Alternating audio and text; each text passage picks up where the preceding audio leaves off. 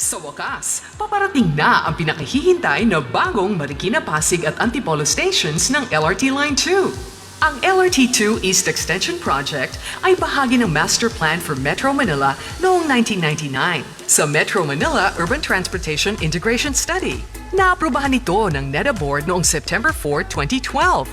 At sa wakas, matapos ang halos 2 dekada, pasisinayaan na ang proyekto ngayong July 1, 2021. Ito ay may habang 3.8 kilometro na magdurugtong sa existing LRT2 line na tumatahak sa mga lungsod ng Pasig, Quezon City, San Juan at Manila, sa lungsod ng Antipolo sa lalawigan ng Rizal. Dahil sa LRT2 East Extension Project, mula sa kasalukuyang 2 hanggang 3 oras, inaasahang bababa na lamang sa 40 minutos ang biyahe mula rekto sa Maynila patungong Antipolo, Rizal. Tinatayang 80,000 na pasahero rin ang madadagdag sa kasalukuyang 240,000 passenger capacity ng LRT Line 2. Ang proyektong ito ay nagkakahalaga ng 9.51 bilyong piso na pinondohan gamit ang official development assistance mula sa bansang Japan at budget mula sa pamahalaan.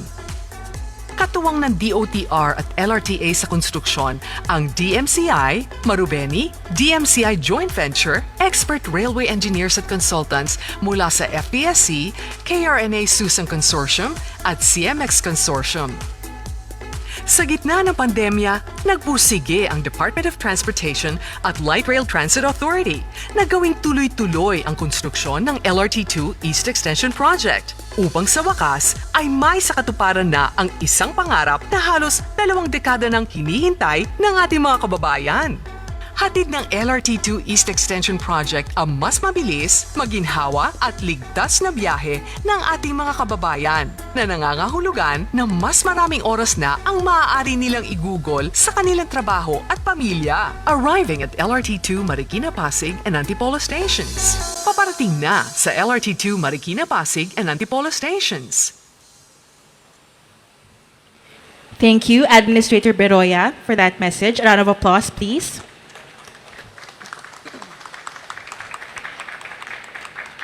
And at this point, may we enjoin everyone to witness the unveiling of the marker of the LRT Line 2 East Extension Project. May we request the President, assisted by Department of Transportation Secretary Arthur Tugade, Light Rail Transit Authority Administrator Reynaldo I. Beroya, and Senator Christopher Lawrence Bongo to proceed at the center stage to lead the ceremonial unveiling of the marker. Ready, Mr. President? On the count of 3. 3, 2, 1. The marker reads as follows. LRT Line 2 East Extension Project inaugurated by President Rodrigo Roa Duterte, Republic of the Philippines, Antipolo City, Rizal, July 1, 2021. Built under President Rodrigo Roa Duterte's Build, Build, Build program by the Department of Transportation together with the Light Rail Transit Authority. A 3.8-kilometer extension project designed to enhance mobility in the eastern part of Metro Manila and the province of Rizal for the Filipino people and the traveling public. What is your problem? Sir, I don't have a problem. I just want to ask a question. Good afternoon po. I'm Maricel Halili from TV5. Sir, medyo lilihis lang po ako na topic because after your talk to the people last Monday, Senator Manny Pacquiao released a list of government agencies na allegedly involved daw po sa corruption, including the Tingnan mo ba? I DOH. cannot make out. Sir, Sorry, kasi may ano ka.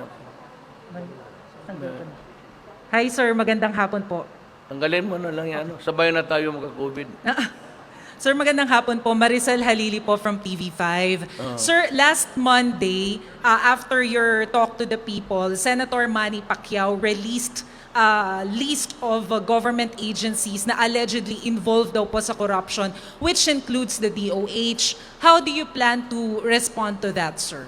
Well, I will tell everybody that kung mention sila ni Pacquiao na may corruption, that they should cooperate 100%.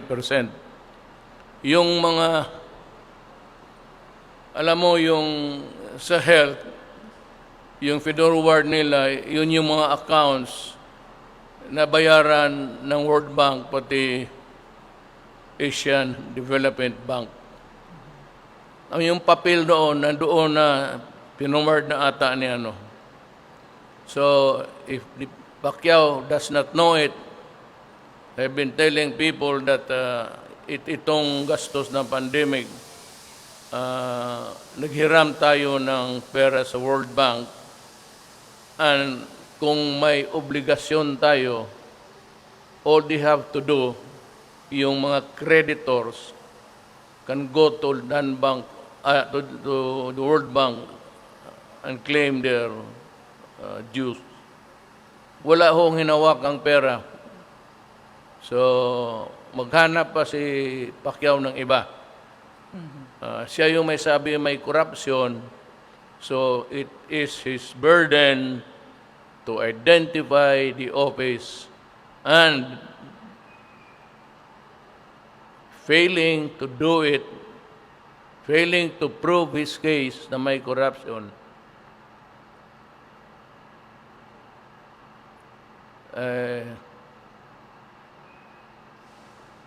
mahirap talaga itong, you know, when you are a champion in boxing, it doesn't mean to say that you are a champion in politics. So he's blubbering his mouth, tapos na. I am waiting for resort for the next department that he would choose to investigate. Pero imbestigahan niya ito, ha. Upuan niya ito. Upuan niya ito, mag-imbestiga siya, huwag siyang padaloy-daloy. At kung meron man siya ibang kompromiso, ata yata you know,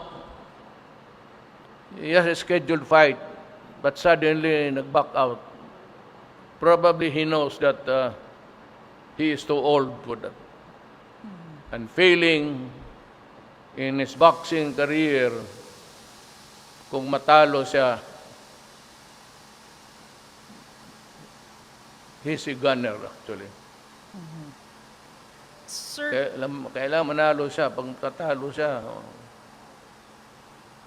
Sir, does it mean na Senator Manny Pacquiao is totally out of the picture when it comes to the presidential and vice presidential bet of PDP laban? Does it mean that you will not support him in any way? well, actually, si Inday wala pa. We were holding, nirindahan namin yung kabayo namin. Because we had, nandyan si Pimentel, siya, and others.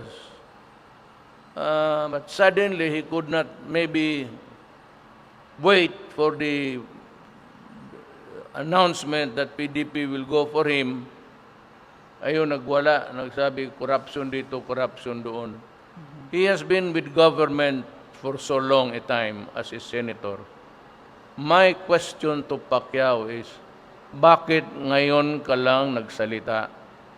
At bakit umatras ka doon sa boxing? Kasi alam mo, kung matalo ka, you are a gunner. Wala ka talaga. Sir, Yan. Those are your inconsistencies in your career. Naghintay kami kung sino pa, pero I expect him to sit in Congress, do not go anywhere, finish and find out the corruption that you are talking about. Kung mag-report ka lang isang buwan, then I would say that you are a shit. A shit is a shit.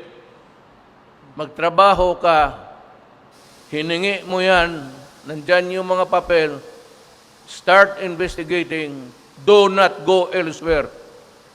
Comply first with your duty as a senator. Tapusin mo yan, nandyan yung mga papeles. Huwag kang pa-absent. okay. Salamat po, sir. Good afternoon, Mr. President. I'm Joyce Balancho from ABS-CBN. Just like to ask, sir, what's the final decision? Do you have a final decision whether or not you will run for Vice President? Because some are saying medyo confusing daw po yung recent remarks ninyo on You are alok from sa inyo. ABS-CBN. Yes, sir.